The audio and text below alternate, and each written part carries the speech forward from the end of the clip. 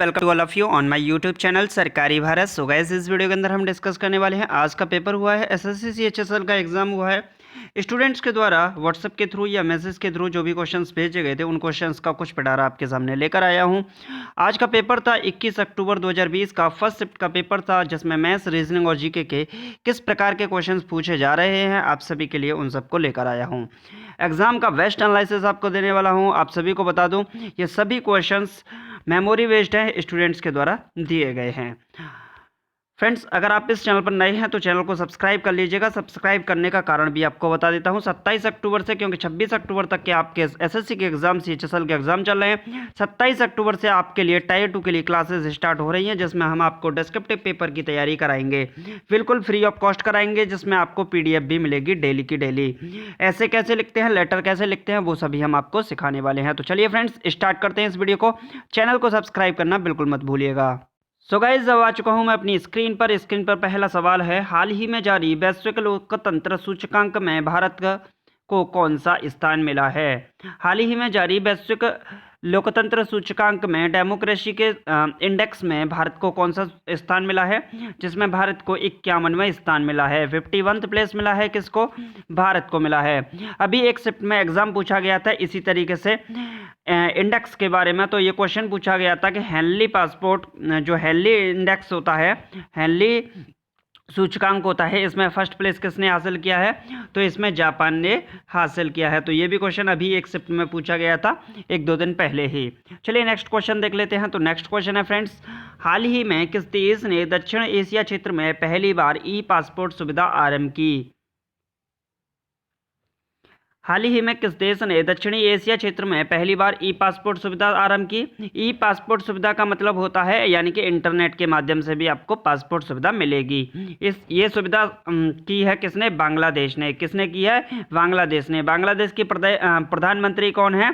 शेख हसीना। कौन है? शेख हसीना जुल्फा वाली। ओके फ्रेंड्स, चलिए नेक्स्ट क्वेश्चन की ओर देख लेते हैं। तो नेक्स्ट क्वेश्चन है आपकी स्क्रीन पर, ग्लोबल पीस इंडेक्स 2019 के अनुसार कौन सबसे शांतिपूर्ण देश है? अगर शांतिपूर्ण देश की बात करें तो सबसे शांतिपूर्ण देश 2019 की ग्लोबल पीस इंडेक्स वैश्विक शांति सूचकांक 2019 के अनुसार कौन सबसे शांतिपूर्ण देश है? तो यह है आइसलैंड। कौन सा देश है? आइसलैंड। चलिए फ्रेंड्स, नेक्स्ट क्वेश्चन देख लेते हैं। नेक्स्ट क्वेश्चन है फ्रेंड्स, विश्व स्वास्थ्य संगठन द्वारा मई 2019 में किस देश को मलेरिया मुक्त घोषित किया गया? विश्व स्वास्थ्य संगठन, वर्ल्ड हेल्थ ऑर्गेनाइजेशन WHO द्वारा 2019 में किस देश को मलेरिया मुक्त देश घोषित किया गया? तो ये किया गया अर्जेंटीना को। किस देश को किया गया? अर्जेंटीना को। चलिए फ्रेंड्स, नेक्स्ट क्वेश्चन देख लेते हैं। तो फ्रेंड्स, नेक्स्ट क्वेश्चन है मैथ का, कुछ इसी टाइप से क्वेश्चन पूछे जा रहे हैं। और क्वेश्चन है, अजय ने साइकिल को 15% हानि पर 680 रुपये में बेचा। साइकिल का क्रय मूल्य क्या था? देखिए, 15% की हानि पर बेचा, इसका मतलब उसने कितने परसेंट पे बेचा होगा? उसे 85% पे बेचा होगा। 85% की वैल्यू दे रखी है 680 रुपये। कितने रुपये दे रखी है? 680 रुपये। अब पूछा है साइकिल का क्रय मूल्य क्या होगा, यानी कि सीपी क्या होगा, कॉस्ट प्राइस क्या होगा। अगर हमें कॉस्ट प्राइस निकालना है तो किसी भी वस्तु का कॉस्ट प्राइस अपने आप में क्या होता है? 100% होता है। तो 680/85 गुणे 100% की वैल्यू निकाल देनी है हमें। तो यहाँ से कैंसिल आउट करके देख लेते हैं। 5 से कटेगा 19 पंजे 85, 5 से कटेगा 20 पंजे 100, 19 से काटे तो 19 दूनी 38, 38, 19 या 57, 3 बार ये कटेगा और कितना बचेगा यहाँ पर? एक बार देख लेते हैं। 680/19 गुणा 20, 680/19 गुणे 20। तो इसको जब सॉल्व करेंगे तो ये कितना बनेगा? 1 मिनट, ये था 680/85 गुणे 100, ये था कुछ। ठीक है, तो यहाँ से अब इसे हम सॉल्व करेंगे तो 5 से कैंसिल करेंगे तो 5 1 5, 3 बचा, 5 7 35, 17 बार कटेगा और ये कटेगा 20 बार। 17 से इसको काटेंगे, 17 चौके 68, 0, यानी कि 40 गुणे 20 करेंगे। कितना करेंगे? 40 गुणे 20 करेंगे। तो 2 0 तो ये हो गई और 4 दूनी 8 ही हो गया। तो वस्तु का जो कॉस्ट प्राइस था, सीपी था, वो कितने था? 800 रुपये उसका कॉस्ट प्राइस यानी कि सीपी था। चलिए फ्रेंड्स, नेक्स्ट क्वेश्चन देख लेते हैं। तो नेक्स्ट क्वेश्चन है, दक्षिण अमेरिका के किस देश को हाल ही में G7 समूह की अध्यक्षता दी गई है? दक्षिण अमेरिका के किस देश को हाल ही में G77 समूह की अध्यक्षता दी गई है? तो ये दी गई है गुयाना को। किसको दी गई है? गुयाना को। 1964 में ये गुयाना बनता है।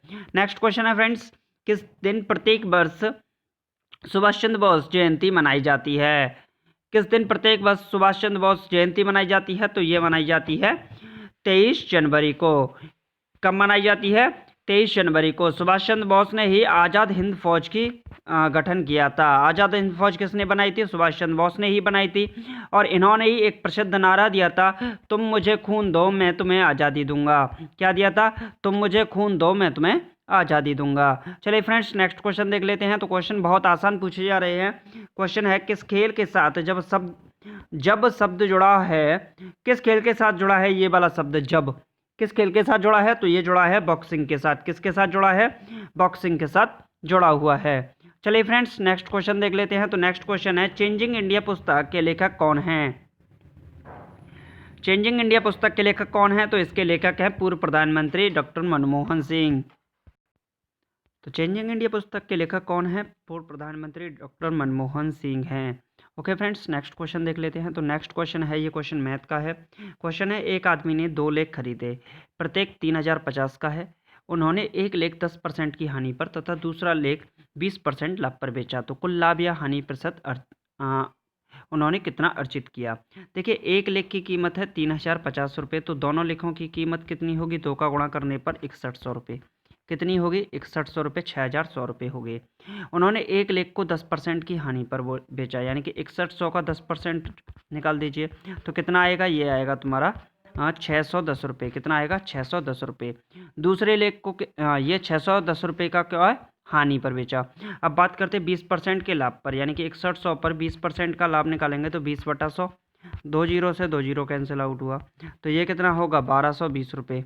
कितना होगा? 1220 रुपये। यानी कि उसको कितना फ़ायदा हुआ? उसको कितना फ़ायदा हुआ?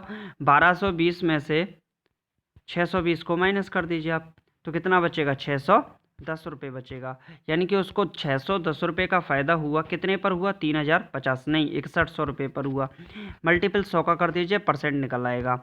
ओके फ्रेंड्स, तो 2 जीरो से 2 जीरो कैंसिल गया, 61 से 61 बार, तो 10 रुपये का उसे क्या हुआ? 10% का उसे क्या हुआ? एक तरीके से क्या होता है? प्रॉफिट होता है। चलिए फ्रेंड्स, नेक्स्ट क्वेश्चन देख लेते हैं। तो नेक्स्ट क्वेश्चन है, किस राज्य द्वारा हाल ही में मुख्यमंत्री कृषक दुर्घटना कल्याण योजना आरंभ की गई है? किस राज्य के द्वारा हाल ही में मुख्यमंत्री कृषक दुर्घटना कल्याण योजना आरंभ की गई है? तो ये की गई है उत्तर प्रदेश के द्वारा। किस राज्य के द्वारा? उत्तर प्रदेश राज्य द्वारा। नेक्स्ट क्वेश्चन देख लेते हैं फ्रेंड्स। नेक्स्ट क्वेश्चन है, किस अभिनेत्री को हाल ही में पद्मश्री पुरस्कार के लिए चयनित किया गया है? कौन सा पुरस्कार है? पद्मश्री पुरस्कार है। और किसको मिला है? अभिनेत्री को मिला है। तो ये किसको मिला है? हाल ही में ये मतलब एक तरीके से सुर्खियों में भी रही हैं कंगना रनौत, तो इनको ही मिला है पद्मश्री पुरस्कार, इनको मिल चुका है। नेक्स्ट क्वेश्चन है फ्रेंड्स, कौन सी झील भारत की सबसे बड़ी मानव निर्मित झील है? कौन सी झील सबसे बड़ी मानव निर्मित झील है, यानी कि आर्टिफिशियल लेक कौन सी है? तो गोविंद बल्लभ पंत सागर है। कौन सी है? गोविंद बल्लभ पंत सागर है। ये कहाँ पर है? तो ये राजस्थान में है।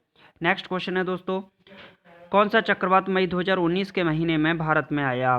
तो मई 2019 में कौन सा चक्रवात आया था? तो चक्रवात फानी आया था। कौन सा आया था? चक्रवात फानी।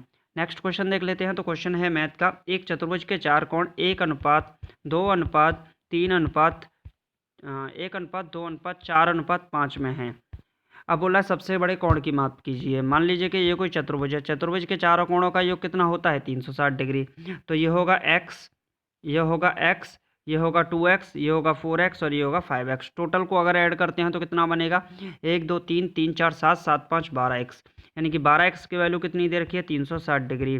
कैंसिल आउट करेंगे तो 12 3 36 जीरो। x की वैल्यू कितनी आएगी? 30 डिग्री आएगी। कितनी आएगी? 30 डिग्री। x की वैल्यू कितनी आएगी? 30 डिग्री आएगी। तो सबसे बड़े कोण की माप, सबसे बड़ा इनमें कौन सा है? 5। तो 5 यूनिट की वैल्यू कितनी होगी? 1 यूनिट की वैल्यू अगर 30 है तो 5 यूनिट की वैल्यू 5 × 30, तो 5 × 15, यानी कि 150 डिग्री होगी। सबसे बड़ा कोण कितने डिग्री का होगा? तो 150 डिग्री का होगा। चलिए फ्रेंड्स, नेक्स्ट क्वेश्चन देख लेते हैं। तो नेक्स्ट है, अनुप्रस्थ तरंगें संचरित हो सकती हैं। जो अनुप्रस्थ तरंगें हैं ये कहाँ पर संचरित होती हैं? तो केवल धातुओं में ही संचरित होती हैं। अनुप्रस्थ तरंगें केवल धातुओं में संचरित होती हैं और पानी के तल पर भी ये संचरित हो सकती हैं। नेक्स्ट क्वेश्चन देख लेते हैं फ्रेंड्स। नेक्स्ट क्वेश्चन है लेंस की वक्रता का फोकस दूरी पर क्या प्रभाव पड़ता है। लेंस की वक्रता का फोकस दूरी पर क्या प्रभाव पड़ता है, तो वक्रता बढ़ने पर फोकस दूरी घटती है। F equal to R upon two F=R/2 कुछ इसी तरीके से फॉर्मूला तो आपने देखा ही होगा। ओके, चलिए नेक्स्ट क्वेश्चन देख लेते हैं और लास्ट क्वेश्चन है केंद्र सरकार द्वारा भारत के किस शहर में भारत पर्व 2020 का आयोजन किया जा रहा है। तो इसका सही जवाब है नई दिल्ली में। कहाँ पर? नई दिल्ली में इसका आयोजन किया जा रहा है। फ्रेंड्स, आपको वीडियो कैसा लगा? वीडियो को लाइक करके हमें बताइएगा। इस वीडियो का टारगेट रखते हैं 1000 लाइक का। अगर आप चैनल पर नए हैं तो चैनल को सब्सक्राइब कर दीजिएगा और हाँ यार, वीडियो को शेयर करना तो बिल्कुल ही ना भूलिएगा। Thank you for watching this video. जय हिंद, जय भारत, टेक केयर।